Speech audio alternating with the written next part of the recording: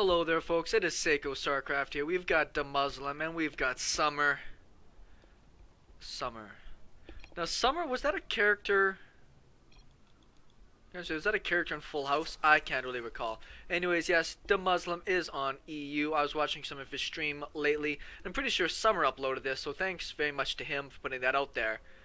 Demuslim, obviously. Super popular Terran. Y'all are not going to see him at too many high-level tournaments, e.g. sending some other people to those, but one of the most popular streamers out there. Really enjoyed a lot. Speaking of popular streamers, who's been checking out Stefano lately? Wanted to see if he's going to come back into some tournaments. He's been doing really good on ladder, and then you see him play some really tough competition. He seems a little rusty, but his swarm host play is just glorious for anybody who loves hour-long matches. But I don't know what we're going to get out of this one here, but me playing Terran right now, we're starting to run into a lot of Terran players who love playing Terran mech. And Terran mech, like the earliest Terran mech can win is at like the 14 or 15 minute mark. Super long. It's interesting that maybe a little bit of mind games, I suppose. It's going to be a little bit quicker for that Reaper. Sometimes you'll come in with a drone there and you'll look for any type of proxies or just a standard play. Summer was looking for proxies. He might come in here, he might not know to check down here, hopefully he does, otherwise he might start prepping for some sort of funky play. Speaking of funky play, I decided to try my hand at some of the Fun Day Monday topic here, which was about playing Terran and then just being able to do super contain, bunkers, and missile turrets. And it's pretty tough. I ended up getting my attempt shut down and playing almost an hour-long game against a Zerg player. It was rather funky. Did we see that drone? Is it to lose track of that guy?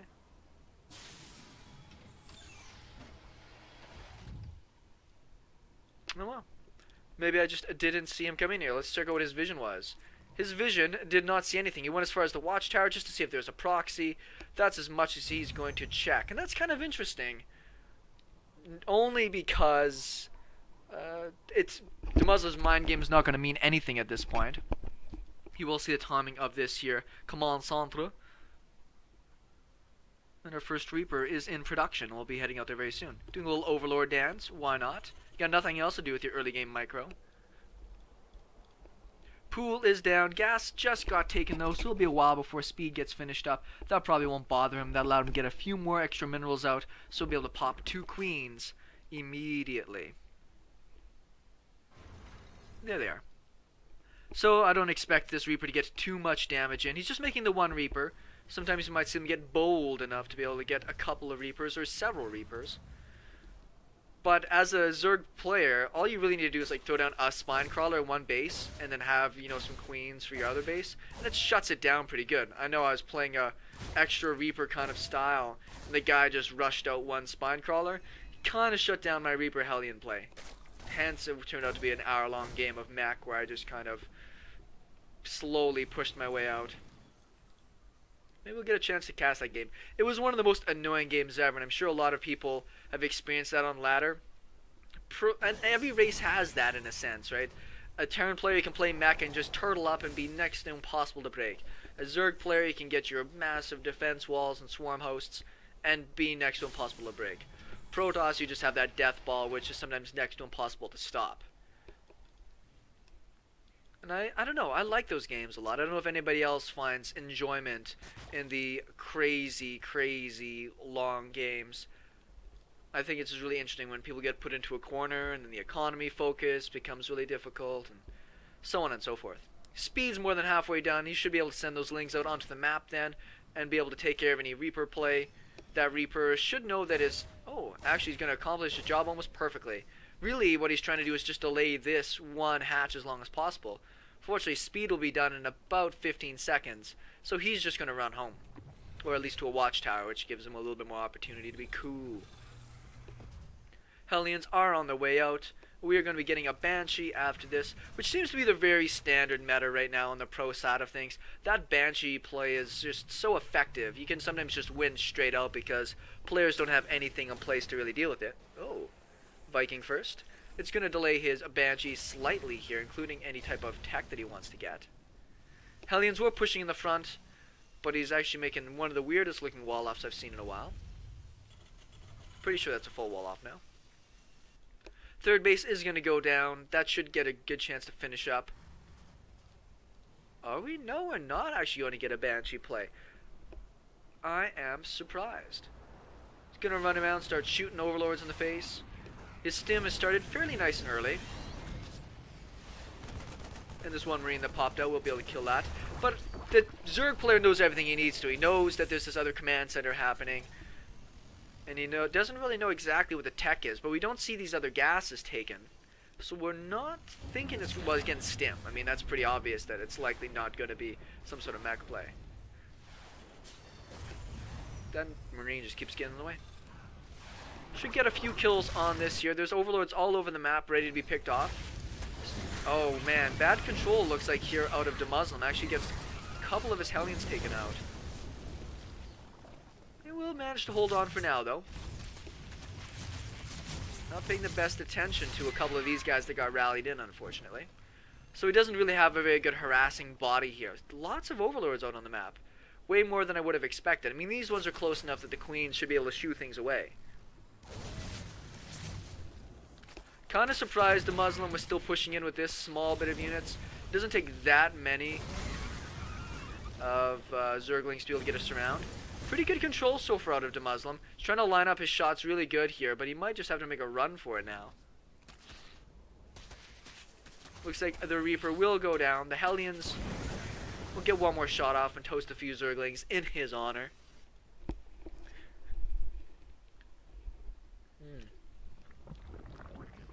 It's kind of a cool little symbol. I don't mind that too much. Looks like a shark on a saw blade.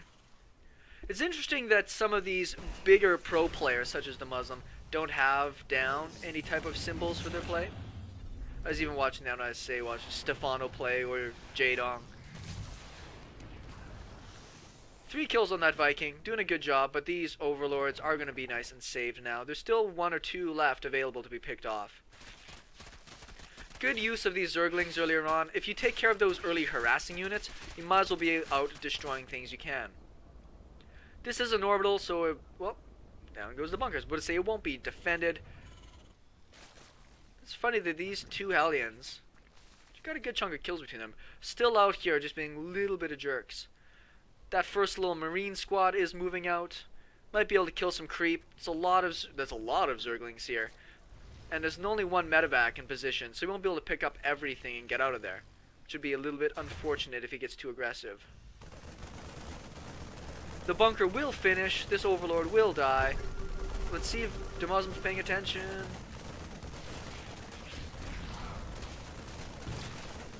I do like that overlord starts... Oh, he's not paying that attention. Oh, just in time. That was kind of cute. Like the overlord's going to poop regardless. Like, look, my job is to go poop on that command center. I'm going to poop on it.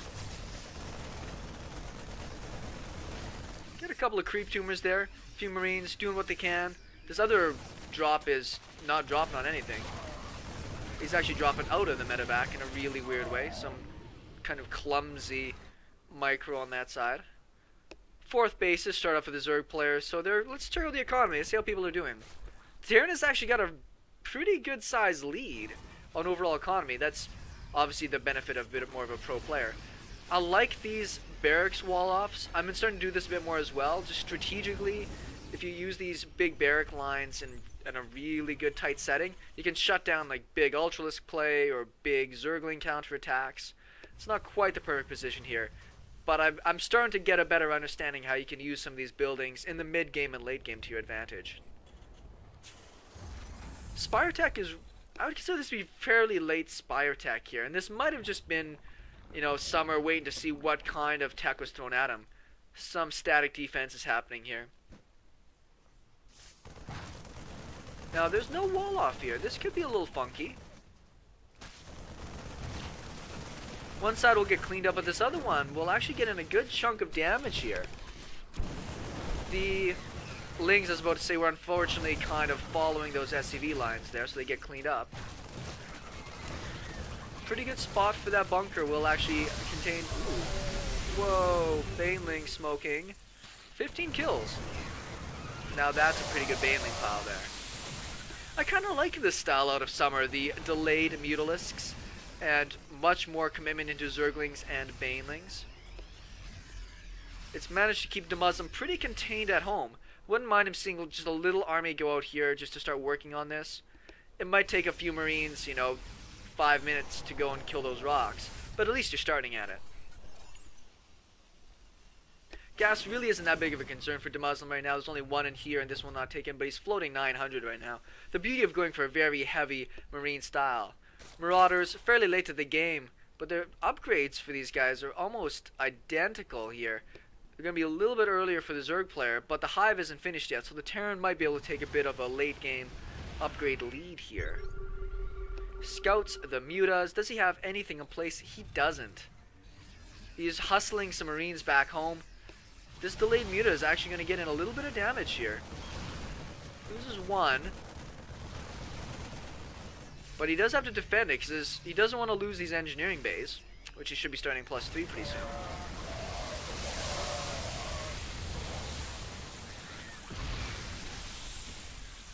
Interesting. How many more workers did he get with that? Only a handful. Muta's still buggering around a little bit here. There's not a lot of Marines in position here. A Thor is on the way out here. It would have been nice to grab that tech lab, but you don't really want to lose Mutas for nothing. Mutas are the expensive part of Summer's army. What I'm seeing in the metagame right now, which is actually quite exciting, is a really Thor bio-focused attack now. It's not really Widowmine strong. It's really more about how do we get out this big area of effect damage that deals with these big Mutalist numbers, and will still tank against banelings. So we're seeing a lot of Thors being mixed in now with armies. 2 Thors at a time, 3-3 on the way. +1's about to finish up for the mutas, but there's not many mutas left. It's only down to 5, making 5 more. Actually lost even one more there. So good job for Demuslim. I'm not going to say that was panic control, but just being able to deal with these huge multi-prong attacks. And Demuslim should be getting his Sim City working down here again, knowing that his opponent really likes these runbys and multiple pronged attacks. Base is up and going. Looks like he sent some of his more beat up workers that way. I like these Zergling runbys. You don't see enough people doing this. And there's really not that much in place Thor to just kind of deal with this kind of play. I think it's really, really effective. And this multitasking, you can see it costing the Muslim here. Getting him his bio caught somewhat out of position. Marauders tank a lot of the baneling hits there, so that wasn't very cost effective for Summer. But at the same time, he's still wreaking havoc here in the main. So we'll see what the Muslim can do to really deal with this. He's up by 50 supply, so he's just... You can see his macro prowess is just unbelievable here. But unfortunately for him, he's not dealing with these runbys well enough.